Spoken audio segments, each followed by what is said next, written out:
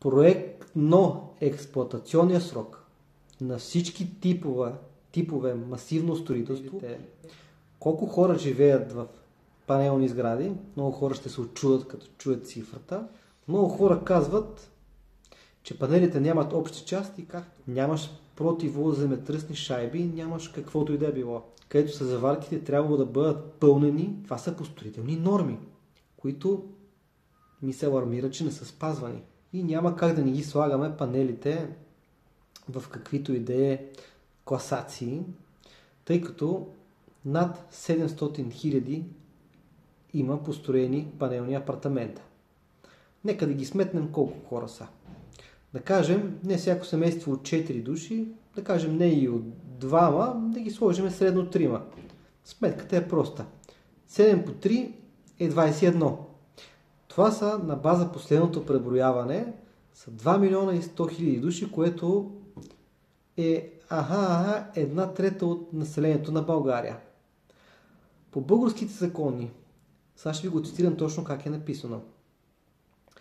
Проектно експлоатационния срок на всички типове масивно строителство е 50 години. Стара тухла, нова тухла, ЕПК, панел, гредоред и така нататък. Единствено само на паметници, монументи от архитектурно значение и мостове е 100 години.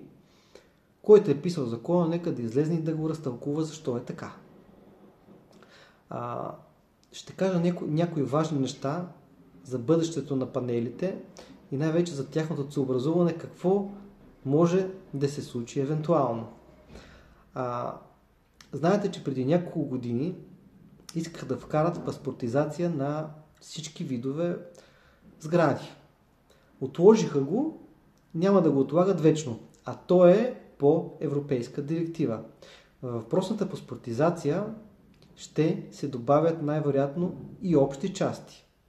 Много хора казват, че панелите нямат общи части, как това винаги го слагат като плюс между старо и ново строителство. Съветвам всеки един, който има панелен апартамент, да си отвори нотариалния акт и ЕПК, примерно, или стара тухла, да види, че навсякъде пише, че има идеални части от общите части, които се равняват на X%. Само не пише на колко квадрата се равняват, както примерно е в новото строителство. Защо не е направено тогава това, ние не може да знаем. Но най-вероятно предстои да ги добавят. И дали тогава, примерно, панелите и ЕПК-ците ще бъдат толкова атрактивни спрямо новото строителство. Предстои да разберем. Отделно от тази година, за всеки един ипотечен кредит се изисква да има енергийна ефективност. Тоест, това е с какво е строена сградата, с тухли, с каква дограма и каква топлоизолация. На база на тях се изчислява каква е енергийната ефективност. Това също е европейска директива. И най-вероятно ще влезе. Примерно някои от банките вече ги приемат и на база, ако ги има и ги няма, намаляват финансирането.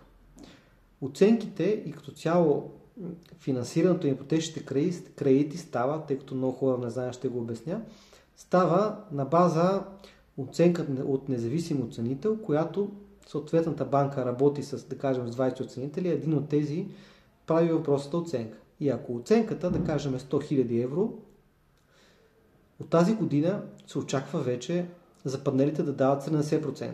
Сега да кажем дават 80-85%.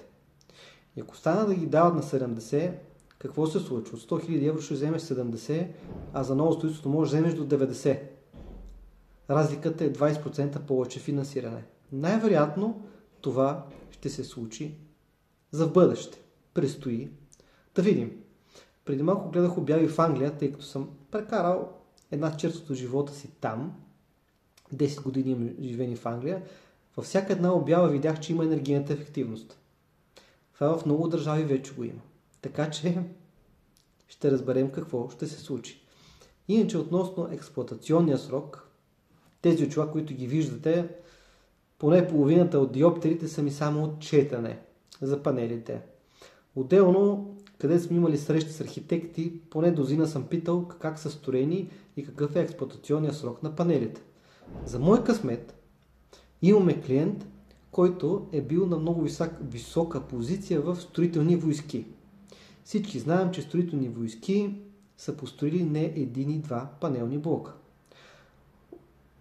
Повечето от архитектите и въпросният човек казаха, че примерно, ако са спазени строителните норми, тъй като никой не знае как е строено, има митови легенди и за тях сега ще кажа, които се оказва, че не са митови легенди в интерес на истината, е около 100 години или могат да бъдат примерно вечни или по-малко или повече. Докато не се разкрият панелите, както направено в Източна Германия, няма да се разбере как са направени. Иначе относно въпросния човек, който е бил на висока позиция в строителни войски, ми алармира за някои неща, които са побългарени за жалост. Първо основно, заварките. Всички знаем, че панелното строителство е буквално да не казвам като лего, но всеки един панел е свързан с другия. И на база на въпросните заварки се държи цялата сграда. Единствено само фасадните, лицевите панели, много хора не знаят, че не са носещи. Всичко останало в панелите е носещо. Нямаш противоземетръсни шайби, нямаш каквото и да е било. Да не дава Господ да има пак земетресение, което беше през 2012, защото и тук много малко хора знаят и това, че София е една от най-сериозно застрашените земетръсни зони. Тоест не е изключено някога да има земетресение.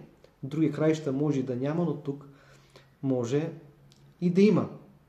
Въпросните заварки трябва да бъдат направени по въпросната дължина, дебелина и е трябвало да бъдат правени от сертифицирани заварчици. Колко от двойниците са били сертифицирани, не знаем. Друго, което е побългарено, е, че тези заварки е трябвало, като се завърят въпросните шупли, да се изчистят и след това да се минат антикорозационно или антикорозионно, не съм сигурен коя е правилната дума в случая, това също не е правилно. И най-важното, за да няма достъп никакъв от вода, въздух, светлина и каквото и да е било, да няма външни намеси, самите фуги, където са заварките, трябва да бъдат пълнени, това са по строителни норми, които ми се алармира, че не са спазвани. Трябва да бъдат пълнени с фракции бетон под високо налягане. Това също не е правилно. Има видео, което съм качил в социалните мрежи навсякъде. И ми писаха много майстори, които се занимават с вътрешни ремонти и с външни и с санирани и казаха, че въпросните фуги са в ужасно състояние. Пълни са с чували от гипс, чували от цимент, найлони, каквото имало по строително, вестници. Това като баш майстора, нали? Да ме запомнят, не са ми платили, ще изпраскам един картон яйца и вестници и след 10 години ще видите какво се случва. Това като цяло са притеснителни неща. Да не говорим, че няма никаква поддръжка на панелните блокове. Всичко е занамарено, никой не поддържа, никой не плаща общи части или се плаща по 5 лева. С 5 лева какво може да направиш? Нищо не може да се направи. Държавата не им се занимава, собствени им се занимава, панелните блокове остаряват. Преди 10 дни снимах една тераса в Люлин, което хората си добавили тераса и са надупчили панела. Една клиентка, която купи с нас двустаен апартамент в Северна София преди около 6 години, ако не бърка памета, дойде в офиса, тъй като тя живее в Италия и като е дошла е видяла, че входа се отделя от блок. Ходих да видя, имаше, не знам дали се вижда, толкова голяма фуга. Отделно на самия блок, долу основите също имаше немалка фуга. И тя искаше да я свържем с архитект, с инженер-конструктор. Направихме го, за да направят обследване на сградата. Хора, разберете, нищо не е вечно. Сградите остаряват и изискват поддръжка. Примерно в Германия какво са направили? Селват един блок, разкриват заварките, проверяват ги и между другото след тези проверки много малко от блоковете, как да го кажа, отново са в експлоатация. Повечето блокове са съборени, а не малка част от тях са обявени за паметници на културата. Така че, може би някога това ще се случи и тук, ако малко почнем да ни пука като цяло за всичко. Са добре нещата, но предстои да разберем какво ще се случи. Опитах се да обрисувам една огромна картинка. Не съм пристрастен, ровил съм се, интересувал съм се, опитвам да кажа плюсове и минуси. Едно знам, като няма поддръжка и няма обследване и нещо остарява, се очаква да има проблеми, така че да чукаме на дърво, да не стане някаква беля, защото ние в България чакаме нещо да се случи, някакъв инцидент, някаква аномалия и тогава да почнем да взимаме мерки, да не си отидат една камара хора и да се чудиме после какво да правим, тъй като между другото един от панелите, които са паднали при строителство, е в надежда. Каква е причината? Не знам. Имам такава информация, но нямам наистина контакт с хора, които се строи, за да кажат паднала е заради еди какво си. Хубаво е строителството, добър е замисъла, но май не са спазени нормите и изискванията и като нямаш и поддръжка, какво се очаква? Имаш 1, 2, 3, 4 неща. Ние все българите си казваме, на нас няма ни се случи нищо, нали?